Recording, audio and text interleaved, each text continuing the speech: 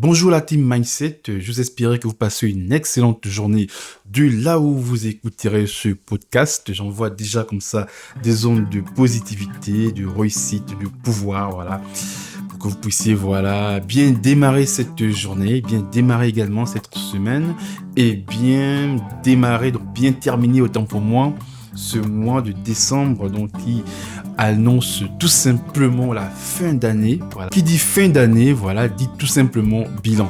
Aujourd'hui, comme vous savez, je vais vous faire la lecture d'un livre qui me passionne beaucoup. Voilà. C'est donc le livre d'un monsieur que vous connaissez déjà très bien. Hein. Pour ceux qui sont passionnés de lecture, bien entendu, c'est le monsieur qui a écrit les 48 lois du pouvoir. Il s'agit bel et bien de Robert Greene. Le livre qu'on va commencer à lire aujourd'hui est intitulé « Atteindre l'excellence ». C'est un livre, mes amis, que vous devez absolument vous en procurer. Vous devez absolument le lire. C'est un livre qui va changer toute votre histoire, toute l'histoire de votre vie. Alors, vous savez, aucune réussite ne se fait sans ouverture d'esprit. Aucune réussite ne se fait sans mindset. Et pour ça, il va falloir lire des livres, des auteurs qui impactent vraiment. Et Robert Greene, c'est l'un des meilleurs en la matière. Voilà. Donc, ce livre est une pépite, je vous assure. Je l'ai lu déjà une fois. Je suis obligé de le relire ici, là, pour qu'il puisse rester, voilà, à jamais sur mon compte YouTube. C'est très important. Ça, quand tu es fatigué, tu as la flemme, ou quand tu n'aimes pas trop lire, tu n'as pas envie de lire, et bien tu le sors tout simplement. Quand tu fais ta cuisine, tu prends ta douche, tu fais du sport, tu peux le lire partout, tu peux l'écouter, voilà, en podcast comme ça, c'est toujours intéressant aussi. Alors, pour rapidement rentrer dans le vif du sujet, voilà, des millions de lecteurs dans le monde ont déjà lu Power. Voilà, donc les 48 lois du pouvoir. Mais l'ultime pouvoir, c'est d'être capable d'atteindre l'excellence.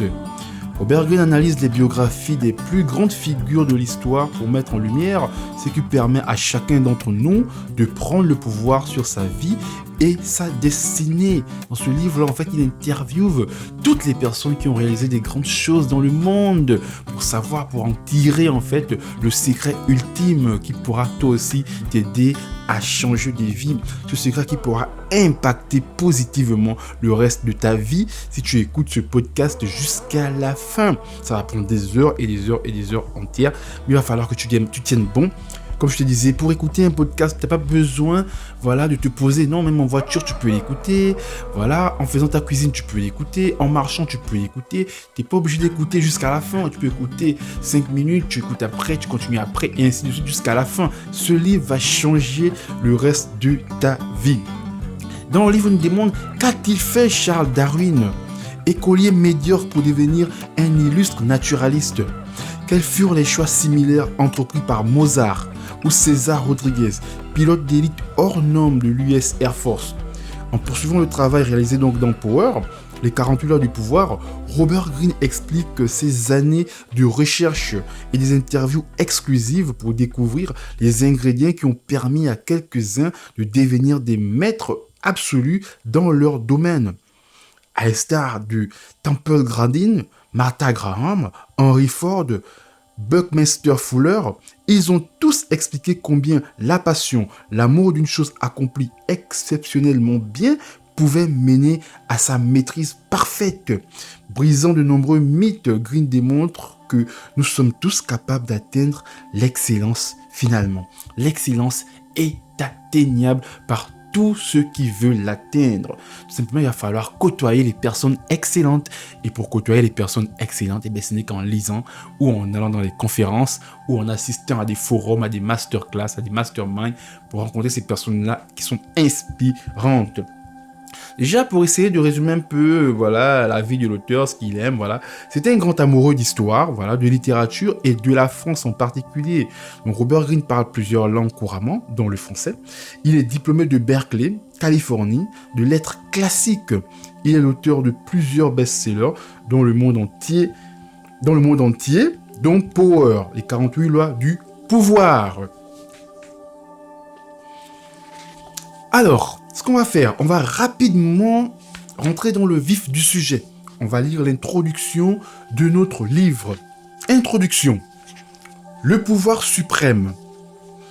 Chacun tient sa fortune entre ses propres mains, comme le sculpteur la matière brute qu'il cisèlera.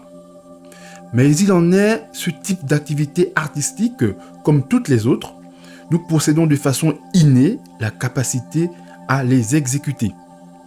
La manière de modeler un matériau pour en faire ce que nous voulons doit être apprise et attentivement entretenue. Johann Wolfgang von Goethe. Il existe une forme de pouvoir et d'intelligence qui représente la fine pointe du potentiel de l'homme. C'est la source de la haute réalisation et des grandes découvertes de l'histoire. C'est une forme d'intelligence qui n'est ni enseignée dans les écoles, ni analysée par les professeurs, mais que l'on a tous à des degrés divers, entrevus personnellement. Cette révélation nous apparaît pendant une période de tension, l'arrivée d'une échéance, le besoin urgent de résoudre un problème, une crise quelconque.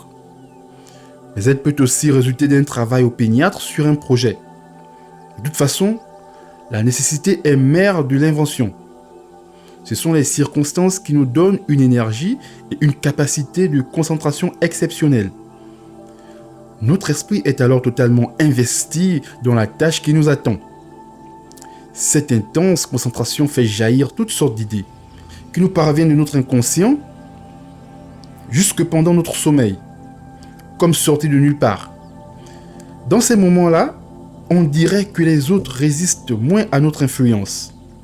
Peut-être sommes-nous alors plus attentifs à eux, ou dégageons-nous une aura particulière qui force le destin. En général, on vit sa vie de façon passive, en réagissant au coup par coup à chaque incident. Pendant ces jours et ces semaines particulières, en revanche, nous avons l'impression de pouvoir déterminer les événements et faire arriver certaines choses. Ce pouvoir peut s'exprimer de la façon suivante. La plupart du temps, notre cinéma intérieur est fait de rêves, de désirs et de pensées obsessionnelles. Mais dans la période de créativité exceptionnelle, la nécessité nous oblige à des résultats. Nous sommes alors contraints de sortir du cancran de nos pensées habituelles et de nous brancher sur le monde, sur les autres et sur la réalité. Au lieu de papillonner dans un état de distraction perpétuelle, notre esprit se focalise et pénètre au cœur d'une certaine réalité. À ces moments-là, on dirait que notre esprit, tourné entièrement vers l'extérieur, est envahi par la lumière du monde qui nous entoure et détecte brusquement de nouveaux détails et de nouvelles idées. Nous avons l'impression que nous devenons créatifs. Une fois la date limite passée, ou la crise finie, ce sentiment de puissance et de créativité exacerbée s'estompe. Nous retombons dans notre état de distraction et notre sentiment de tout contrôler s'évanouit. Si seulement nous pouvions déclencher cet état d'esprit à notre bon vouloir et d'une certaine façon rester vivants plus longtemps. Hélas, ce processus apparaît bien mystérieux et indéfinissable. Notre problème est que cette forme de puissance et d'intelligence ne constitue pas un sujet d'étude et elle est auréolée par toutes sortes de mythes et d'idées fausses qui ne font qu'en épaissir le mystère. Nous imaginons que la créativité et le génie arrivent de nulle part, fruit d'un talent naturel, d'une humeur favorable ou d'une conjonction astrale. Il serait immensément utile de résoudre cette énigme, de donner un nom à ce sentiment de puissance, d'étudier ses racines, de définir le type d'intelligence auquel il conduit et comprendre la façon dont on peut le produire et l'entretenir. Appelons cette sensation la maîtrise, la sensation d'avoir davantage de prise sur la réalité, sur les autres et sur nous-mêmes. Pour beaucoup, cette expérience n'est que passagère, mais pour d'autres, la maîtrise dans leur domaine, elle devient une habitude, une façon de voir le monde. Parmi tant de maîtres, citons Léonard de Vinci, Napoléon Bonaparte, Charles Darwin, Thomas Edison et Martha Graham. Et à la source de ce pouvoir, il y a un processus simple et accessible à tous. Ce processus peut être illustré de la façon suivante.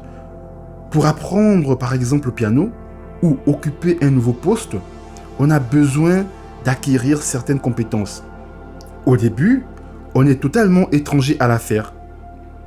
Nos premières impressions du piano ou du milieu du travail sont fondées sur des préjugés.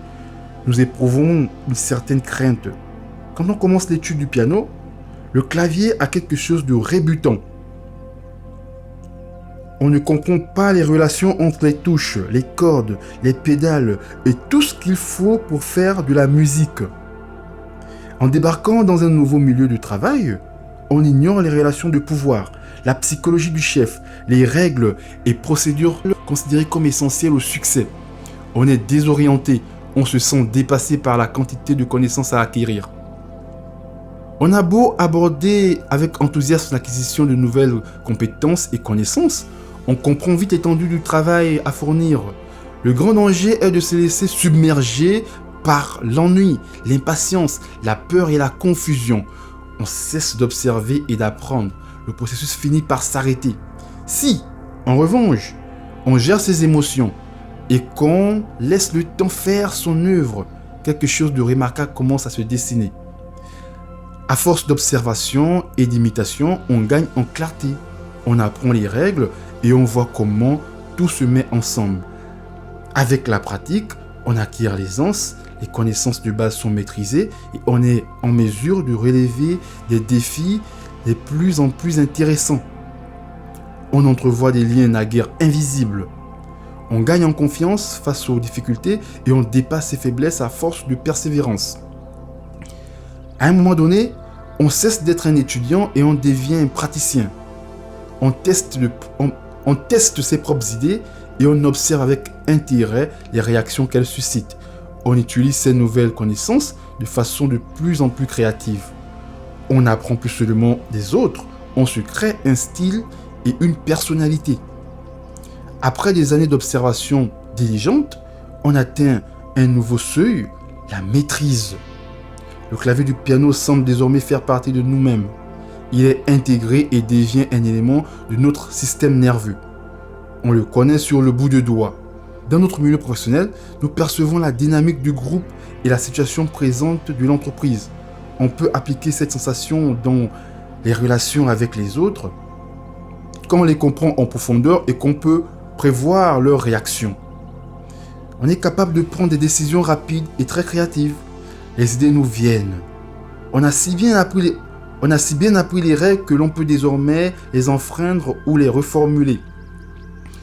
Le processus conduisant à cette forme suprême de pouvoir se décompose en 3 niveaux. Le premier est l'apprentissage, le deuxième est le créatif actif et le troisième est la maîtrise. Dans la première phase, on est comme étranger au domaine. On apprend de son mieux les éléments et règles de base. On n'a qu'une vision partielle du domaine et donc des pouvoirs limités. À la deuxième phase, grâce à la pratique et l'immersion, on voit les rouages du mécanisme et la façon dont ces éléments sont liés entre eux. On acquiert une compréhension plus approfondie du sujet. Cela confère un pouvoir nouveau, la capacité de faire des expériences et de jouer de façon créative avec les éléments concernés. À la troisième phase, on possède un niveau de connaissance, d'expérience et de concentration si profond qu'on a désormais une vision d'ensemble parfaitement claire. On perce à jour le cœur de la vie, aussi bien dans la nature humaine que dans les phénomènes naturels. C'est pourquoi les œuvres des maîtres nous touchent au plus profond. L'artiste saisit l'essentiel de la réalité.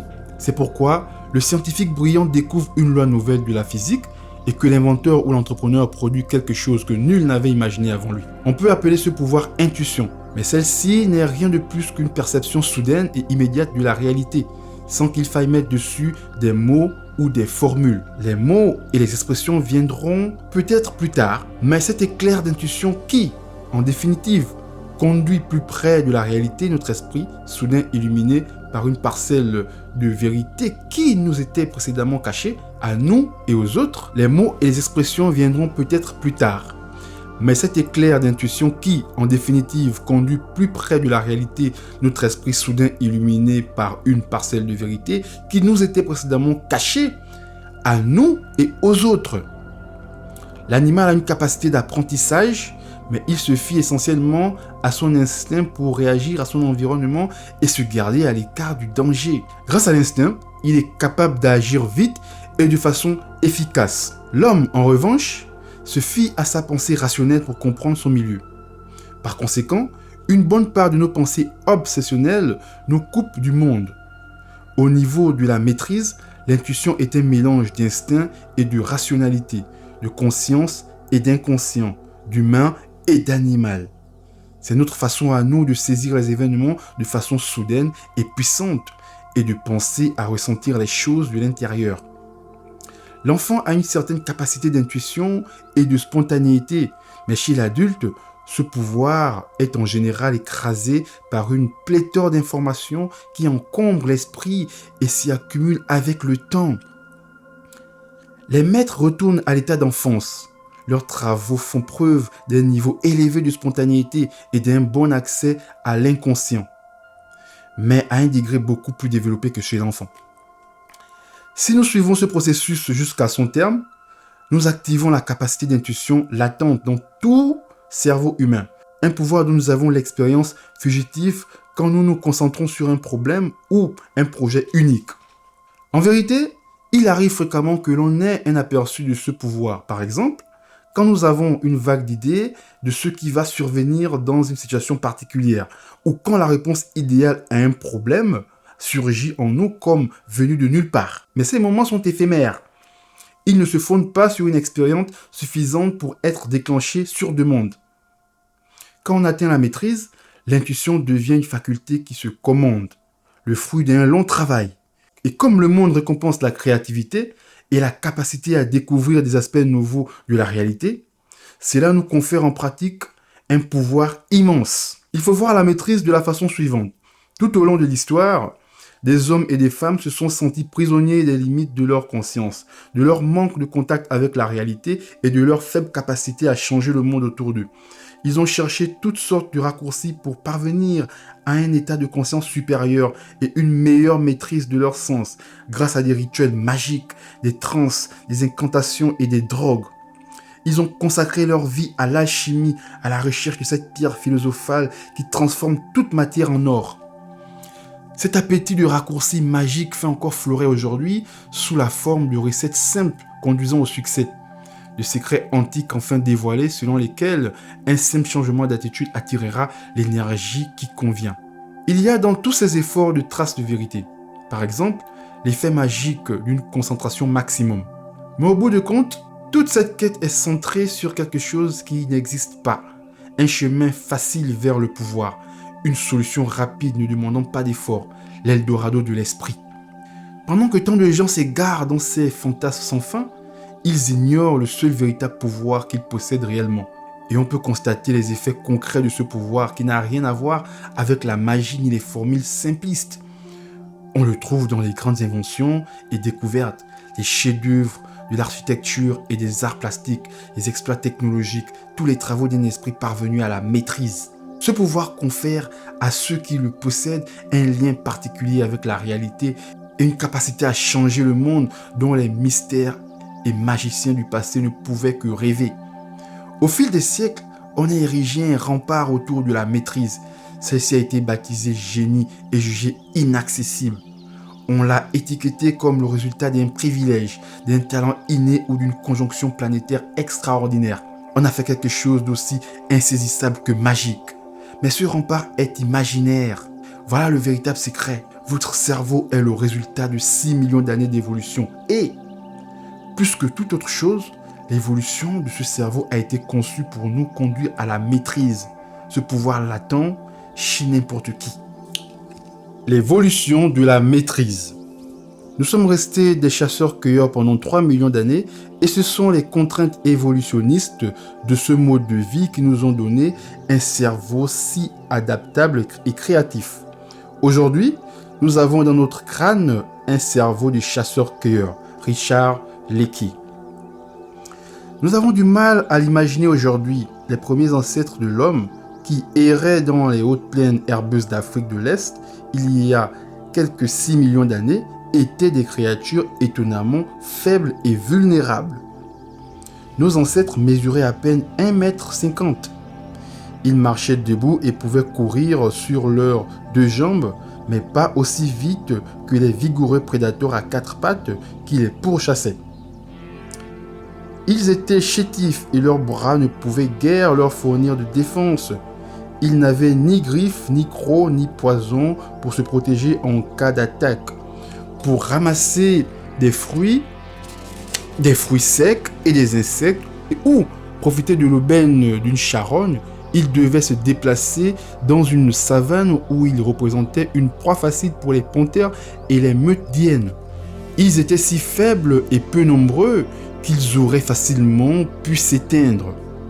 Pourtant, en quelques millions d'années à peine, ce qui n'est rien à l'échelle de l'évolution, ces ancêtres au physique peu spectaculaires sont devenus les chasseurs les plus formidables de la planète. Comment expliquer cette miraculeuse volte-face ? Certains ont souligné qu'une fois debout sur leurs deux jambes, ils ont eu les mains libres pour confectionner des outils grâce à leurs pouces opposables et à leur faculté de saisir des petits objets. Mais cette explication physique passe à côté du point principal. Notre capacité de domination, la maîtrise, ne doit rien à nos mains et tout à notre cerveau. Celui-ci est l'instrument le plus puissant de la nature. Il est plus redoutable que n'importe quelle griffe. Et à la racine de cette transformation mentale, on trouve deux facteurs biologiques simples, le visuel et le social, que les premiers hommes ont développés en pouvoir.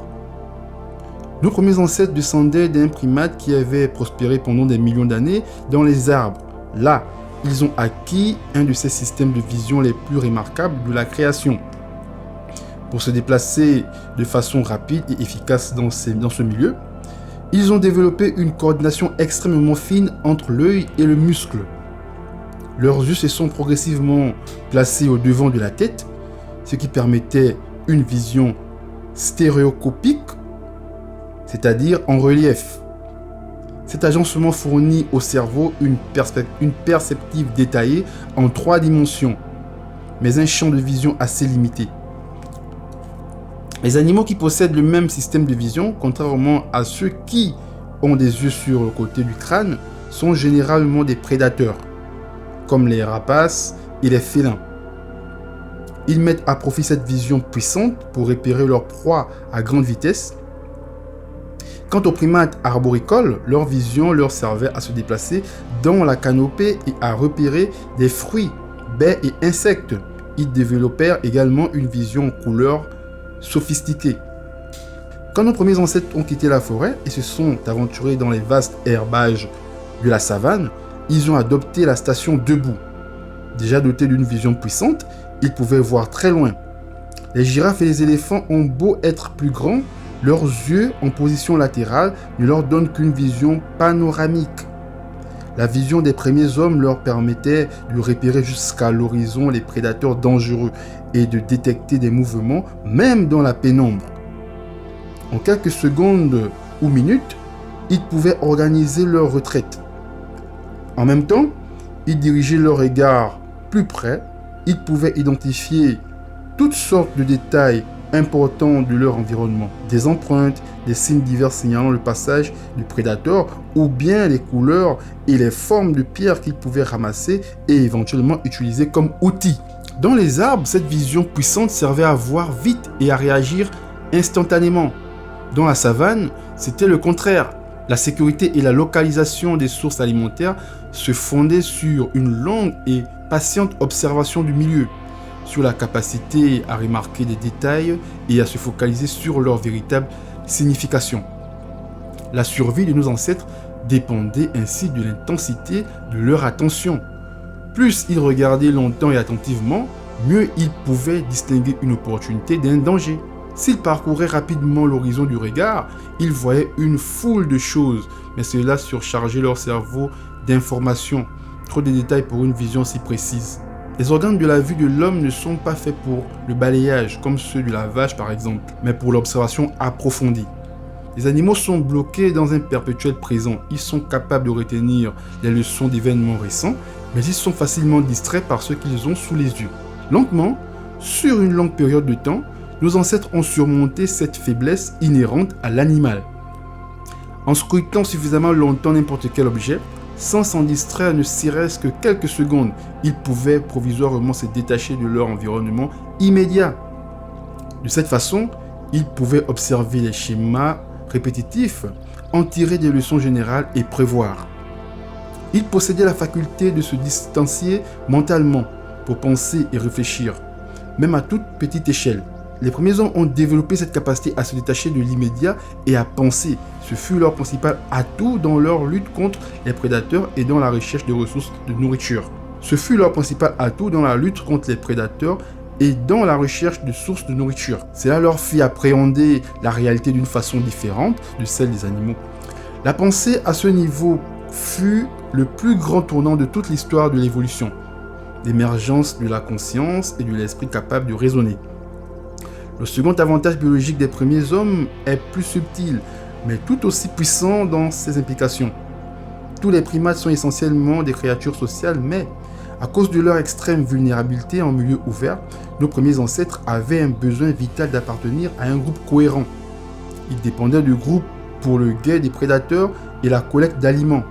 D'une façon générale, ces hominidés avaient une vie sociale beaucoup plus complexe que les autres primates. À l'échelle de quelques centaines de milliers d'années, leur intelligence sociale s'est sophistiquée et leur a permis de coopérer à un nouveau niveau. Comme compréhension de l'environnement naturel, cette intelligence rationnelle dépendait de la qualité de l'intention du sujet, c'est-à-dire de sa capacité de concentration. Le fait de mal interpréter les signaux de communication au sein d'un groupe étroitement lié pouvait s'avérer très dangereux. Grâce à l'élaboration des cellules traits, le visuel et le social, nos premiers ancêtres parvinrent à inventer et à développer, il y a quelques 2 ou 3 millions d'années, des compétences complexes de chasseurs. Progressivement, ils sont devenus plus créatifs et, d'une compétence complexe, ils ont fait un art. Ils sont devenus des chasseurs aguerris et ils se sont répandus dans toute l'Eurasie en s'adaptant à une multitude de climats. Au cours de cette rapide évolution, leur cerveau a pratiquement atteint la taille de celui de nos contemporains. Il y a 200 000 ans à peu près. Dans les années 1990, un groupe de spécialistes italiens du système nerveux a découvert l'implication au moins partielle des talents croissants de chasseurs de nos premiers ancêtres et, du même coup, un facteur expliquant la maîtrise telle qu'elle existe aujourd'hui. En étudiant le cerveau des singes, ils ont découvert que certains neurones moteurs sont excités non seulement quand ils exécutent un geste particulier, par exemple tirer une manette pour obtenir une cacahuète ou se saisir d'une banane, mais que ces neurones s'excitent également quand ces singes en observent un autre en train de faire le même geste. Ces neurones ont bientôt été appelés neurones miroirs. Cette excitation neuronale signifie que ces primates éprouvent une sensation analogue en faisant tel ou tel geste ou en l'observant. Ils sont capables de se mettre à la place de l'autre et de percevoir le mouvement comme s'ils le faisaient eux-mêmes. D'où la capacité qu'ont de nombreux primates à en singer d'autres et la capacité évidente de s'implonger à prévoir les plans et les actes d'un rival. Ces neurones, pense-t-on, sont apparus à cause de la nature sociale de la vie des primates. Les expériences récentes ont montré l'existence de neurones miroirs chez l'homme, mais à un tout autre degré de sophistication. Si les primates sont capables de voir une action du point de vue de celui qui l'exécute et imaginer ses intentions, l'homme est capable de bien davantage. Sans stimuli visuel ni action particulière de la part de l'autre, l'homme est capable de se mettre dans la tête de l'autre et d'imaginer ce qu'il pense. L'apparition des neurones miroirs a permis à nos ancêtres de prévenir le désir de l'autre en déchiffrant ses signaux les plus subtils et donc de raffiner la dynamique du groupe. Cette faculté était en outre un facteur critique pour la fabrication d'outils.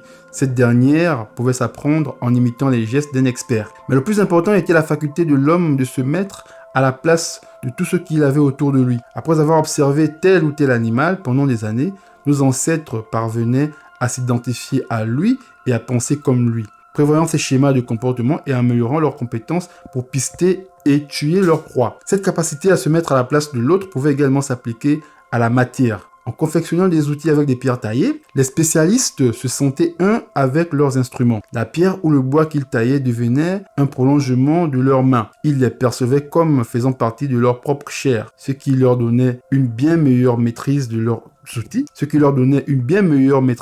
outils, aussi bien dans leur fabrication que dans leur utilisation. Ce pouvoir de l'esprit ne se libère qu'après des années d'expérience. Ayant maîtrisé une compétence particulière, pister un gibier, confectionner un outil, celle-ci devenait automatique et, en l'exerçant, l'esprit n'avait plus besoin de se concentrer sur l'action en cours, mais sur quelque chose de plus haut, ce que le gibier pouvait penser ou la façon dont l'outil tiendrait en main. Se mettre à la place d'eux était la version préverbale d'une intelligence de 3e niveau, l'équivalence primitive de l'intuition qu'avait Léonard de Vinci, de l'autonomie humaine ou d'un paysage, ou encore la façon dont Michael Faraday percevait l'électromagnétisme. La maîtrise à ce niveau signifie que nos ancêtres étaient capables de décisions rapides et efficaces, ayant acquis une compréhension exhaustive de leur milieu et de leur proie. Si ce pouvoir leur avait manqué, l'esprit de nos ancêtres aurait été facilement submergé par la masse d'informations qu'ils devaient traiter pour que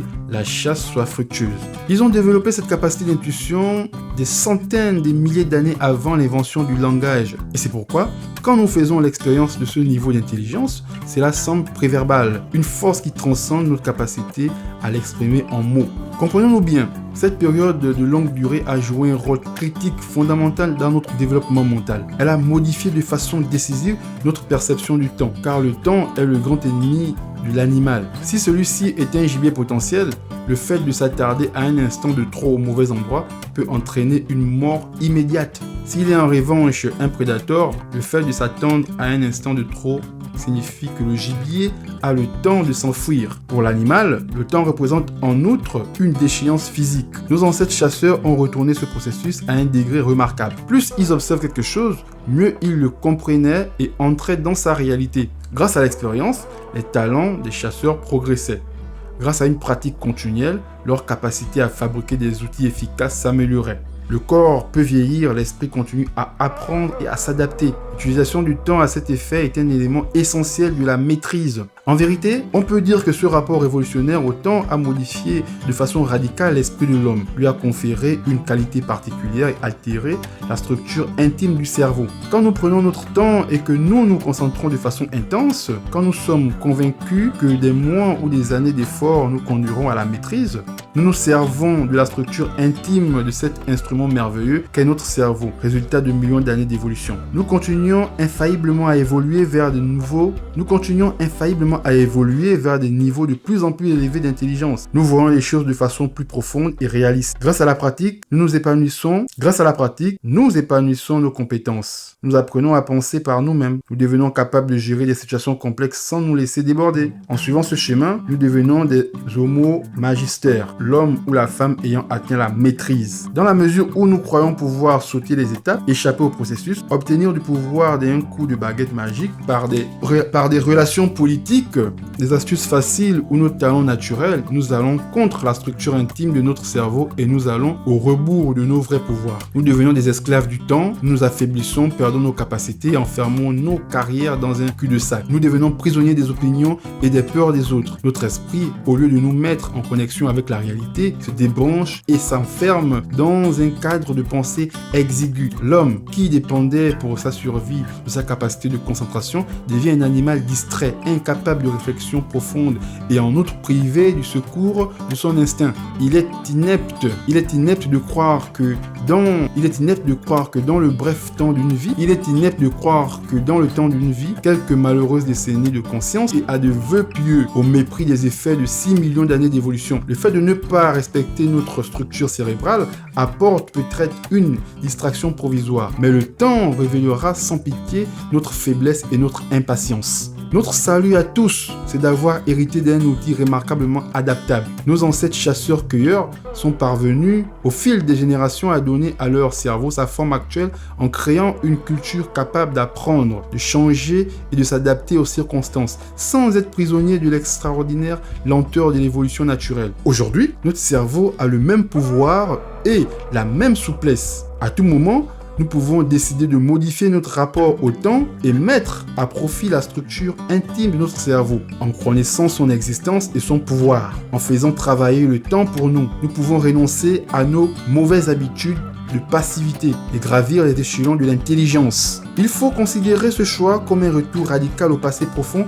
de l'homme, en entretenant une splendide continuité avec nos ancêtres chasseurs-cueilleurs. Le milieu dans lequel nous évoluons a beau être différent, notre cerveau est essentiellement le même et ses pouvoirs d'apprentissage, d'adaptation et de maîtrise du temps sont universels.